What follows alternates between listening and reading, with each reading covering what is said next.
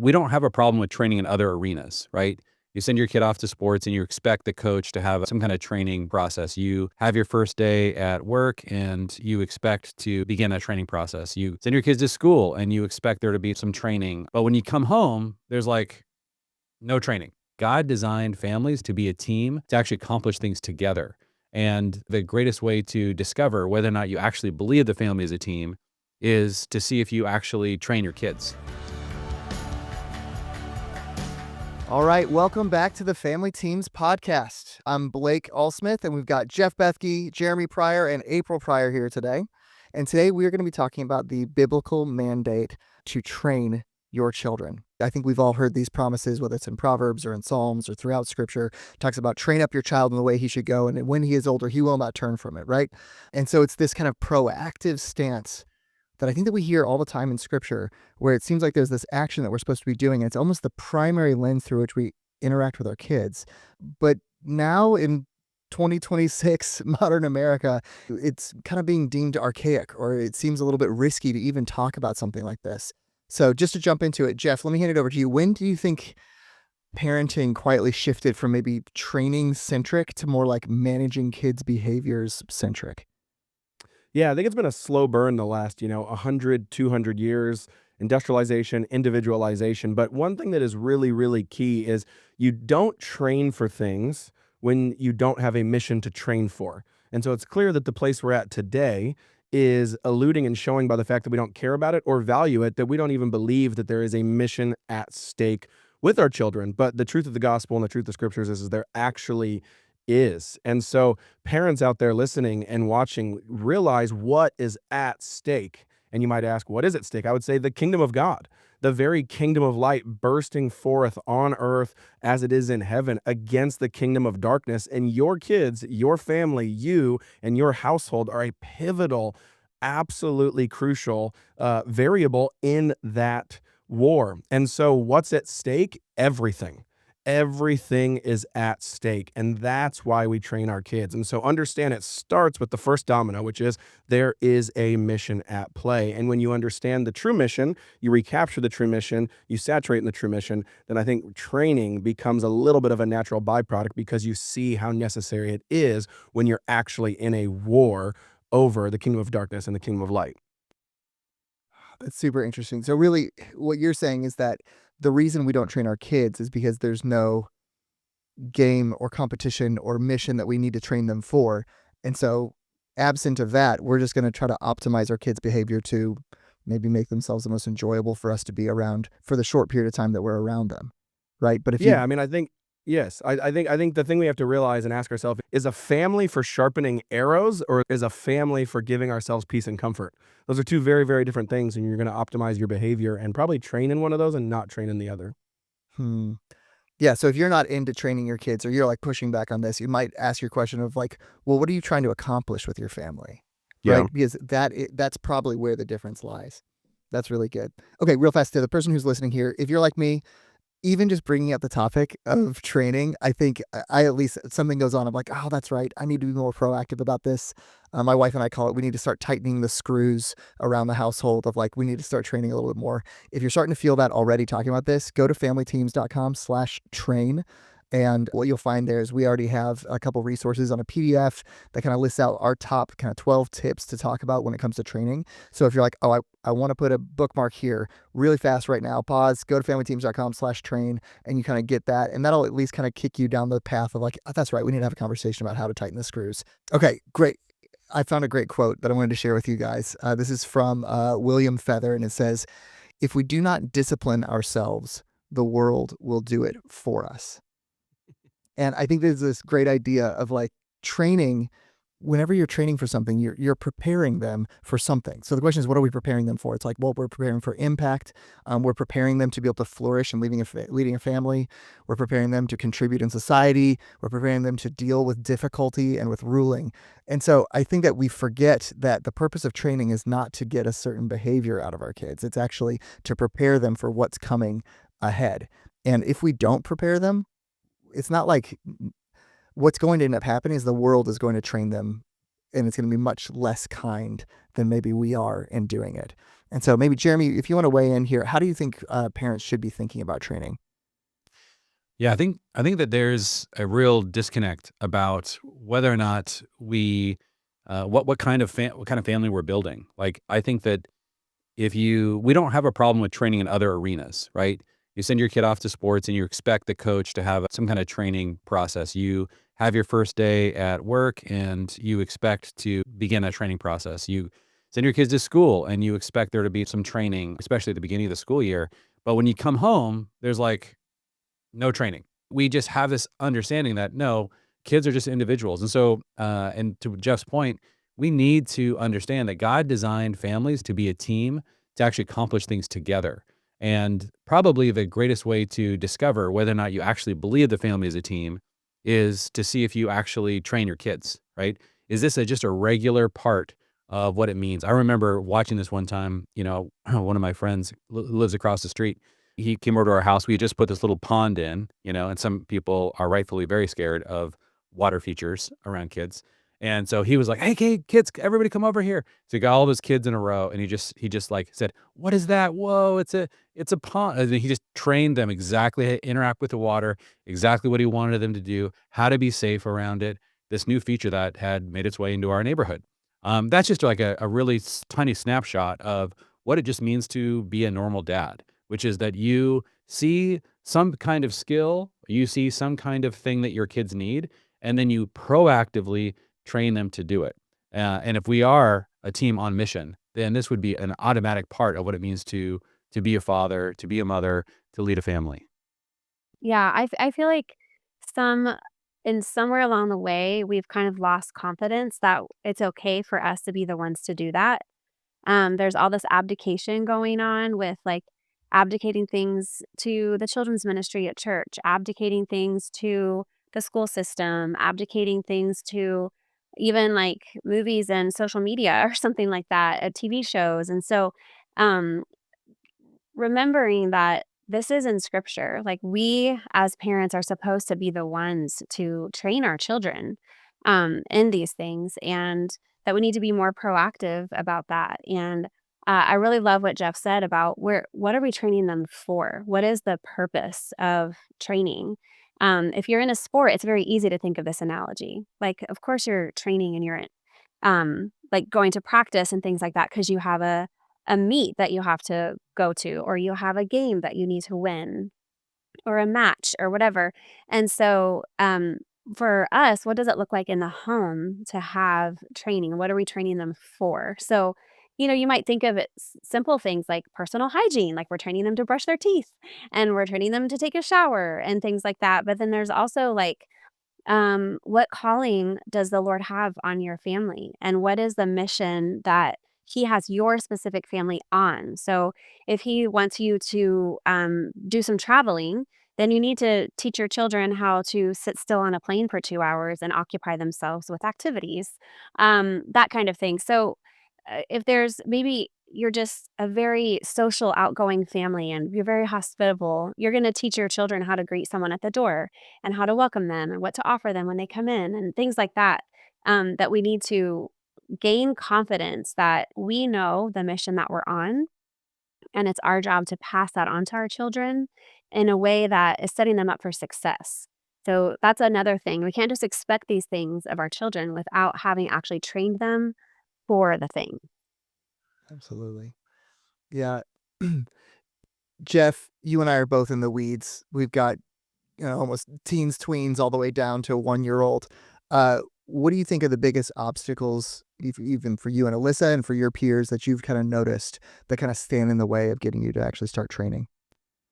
Yeah, I've kinda noticed 3 things with training that are kinda like the pegs on a stool, where if all 3 of these are doing well, then the triangle kind of supports the stool, and if one of these are missing, it tends to kinda be a leaky, bucket. The number 1 is staying consistent. Consistency is so big with training Mhm. that if we're going to train for something as small as a toddler being able to sit there for 10 minutes versus something more philosophical and serious for a teenager, whatever it is, kind of understanding that I need to stay consistent and not fall off the wagon 2 days in. Really important. Number two is being equally high support as high expectation. This one we talk about a lot of family teams, but high support and high expectations are enormously important. That I expect a lot of you, but I'm also going to encourage and be gentle and be kind and cheer you on. And if I'm only one or the other, then that tends to not go well. And then number three is know what a win looks like. Before you start the training, it's really helpful to say, hey, how do we know when we've crossed the line of success? And if you don't know what that is, and again, it can be as small as, hey, when they can sit at the dinner table for 30 minutes and ask me to leave and put their dish in the sink. Well, okay, that's very measurable, and you can work towards that. And then you know what a win looks like, and why that's really important is training also has to include that. Training has to include not just a clear line that you've crossed over, but for the culture of the family and for the hearts of the kids, actually celebrating and knowing what a win is so that you can move on to the next one. Jeremy, if we're at peak interest, like, okay, let's say that the mom or dad is sitting here, maybe they're driving, maybe they're working out in the garage or cleaning the garage like I do on Fridays. I listen to podcasts and clean the garage. Um, that maybe they're peak motivated. Yes, I want to do this. How? Like, give me some practical steps that I can kind of take as a parent. Yeah, I think for so many Christian parents, this starts by trying to differentiate training from discipline. So oftentimes in the Christian world, we're like, oh, I know what that is. That's when we spank our kids or put them in timeout, or we flick or whatever whatever your preferred method of discipline is. But it's important to understand that training comes before discipline. In other words, imagine going to a job and you didn't know what to do. Nobody trained you, but if you do anything wrong, you get $100 knocked off your paycheck, and somebody comes by your desk every hour and takes $100 off your paycheck for everything you're doing right now. You eventually get trained. Like, that's better than no training. Like, eventually you'd be like, oh, I kind of learned not to do that. I keep getting docked. But wouldn't it be better if somebody just sat you down, kind of like fatherly, or, just, hey, here's how you succeed at how to have an amazing day at work. This is how you do that thing, right? Now, there does come a time where you do need discipline. Let's say you've been well trained, you're rocking, and just decide, I just don't want to do it their way. I'm just going to do it my way. Okay, that's the time where discipline can be really important. But it always is in the context of training. So that's the first thing is keep discipline in the context of training and make sure you're proactive about it. The second thing is that you take what works for you at work and point it at your family. So a lot of people actually do this in different arenas of their life. They just have never thought about doing this in their own family. Like, there's a lot of times people are onboarding people at work. They know what it's like to train people. They're leading meetings really well, and in the meetings, they're pausing to do training. And there's lots of those things happening. There's professional training environments and people engaging in those things. They've never thought about taking any of those elements and actually doing them in the home. They abdicate all of that to the church, to the school. They don't think about actually doing that at home. So figuring out if there are those arenas, those ways. And the third thing I love to see is sometimes we just need to build an arena in the home that actually matches the need to train. So that would be an example of that Mhm. is maybe get involved in a team sport with your kids where you're the coach, right? That's a real easy win. There's all kinds of places where you can actually enjoy training your kids. We did a podcast once with a dad who had 6 boys, and he decided to start a whole family kickball league so that he could be coaching his kids right there, and it worked amazingly well, and it was a really cool. We've seen lots of families try things like that. So get involved in some kind of arena, because a lot of times we think about this way too intensely, like, oh, this is only for when kids misbehave in the home. But training involves all of the skills necessary to have a flourishing life, like teamwork, right? Like all the things that April mentioned, like trying to be hospitable. You're training toward that mission that Jeff mentioned. So it's if you're going to do those things proactively, sometimes just to get in that mode to kind of shift into this kind of coach mode that I think dads are really good at. You sometimes need to enter into an arena where that's very natural for you, and then take what you're feeling really natural in that arena into all the other arenas of the family's life. Well, I think it's also important to remember there's the culture of your home and there's the tone setting in your home. So there's the things like, like the noise level in your home, or the clutter Mhm. or cleanliness in your home, or there's the, just the way you handle decor and things like that in your home, that you can be training your kids about those things. Like, I think you need to be intentional about those things and not just reactional. Like if you are reacting to, oh, everyone's just being so loud and this is so crazy and I feel so chaotic, and you're just like upset about it, then stop and think about a way to intentionally approach the culture that you want in your home, because you can set that tone as a parent. It's hard work.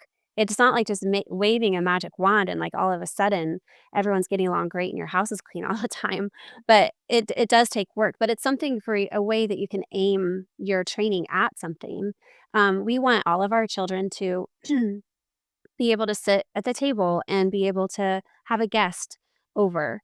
And so we're going to train our kids in that way. And so we're going to talk about how to ask good questions, and how to politely ask for more instead of just reach over and grab it, or you know, how long we want them to sit at the table, or all of those things. Like, we can teach our kids to use their indoor voices. It is hard and it does take time and effort, but it's something that we can do intentionally instead of just always reacting and feeling like we are reacting to life, instead of grabbing a hold and saying, no, we're going to work towards having a peaceful environment in our home, a clutter-free environment. We've put some thought and intention into decor and things like that, that we can train our children towards those things.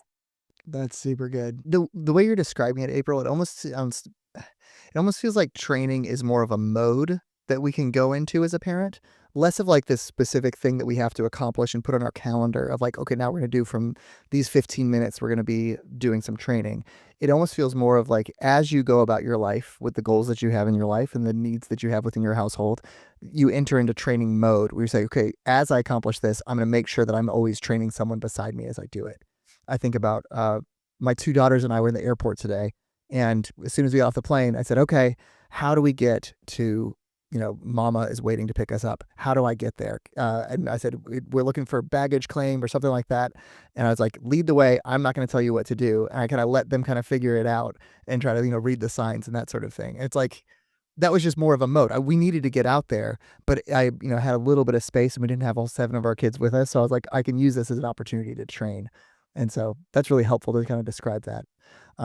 All this is golden. I don't know if you know this, if you're listening right now, that we actually have this thing called the Family Teams Accelerator. And in the Family Teams Accelerator, we take a theme per month and we go deep in it. We bring in experts from within our community to have them talk on that. So the theme, if you can't tell, the theme for all of March, we're going to be covering the topic of training. And specifically, we're bringing in Grant and Kelly Stein. This was the most popular accelerator session from last year that we did. And so we're bringing them back to talk about ways to train for them. They've got a larger family and they've really operationalized and made it easy to kind of take those first steps into proactively training your kids. So go to familyteams.com/accelerator and check it out. You can get obviously the 12 tips that we have as a PDF, but I mean, for the cost of a Chipotle meal, you get a month's worth of training. You get a call with them. You get a call with the priors. Highly recommend checking it out. If you're thinking about it or on the edge, this is the month to jump in. You're going to get a ton of value for your family in here. Jeremy, anything else to highlight about that? Yeah, we'd love for you guys to jump in there. This is something that for so many people really starts to make their whole journey into becoming a family team actionable. And I think oftentimes husbands and wives are not on the same page. One of the things I love about Grant and Kelly is they've really worked this out as a couple, and they've thought about like how to communicate with each other and take advantage of the mom's strengths and the father's strengths. So yeah, I would definitely recommend you guys check that out. We'll be talking about this topic on the podcast, throughout this month of February, but March is kicking off all of just an entire month inside the accelerator where we're gonna get our hands dirty and figure out how to. And one of the things you'll learn from Grant and Kelly as well is they have a system that's amazing. That really has they took some of the things that we had been advocating for in terms of creating a training system and just took it to the next level. That's excellent. Well, that actually is related. We're wrapping up here now, but next week, same time, same place, we'll be doing an episode further on training, specifically about how to build a training system for your family. So if that sounds interesting to you, I'll see you next week. Thanks, everybody. Thank you for listening to the Family Teams podcast. If you're enjoying this content or have learned something new, please make sure to leave a rating and review and share with a friend. To stay up to date with our events, new content, and products, you can follow us on Facebook and Instagram at Family Teams.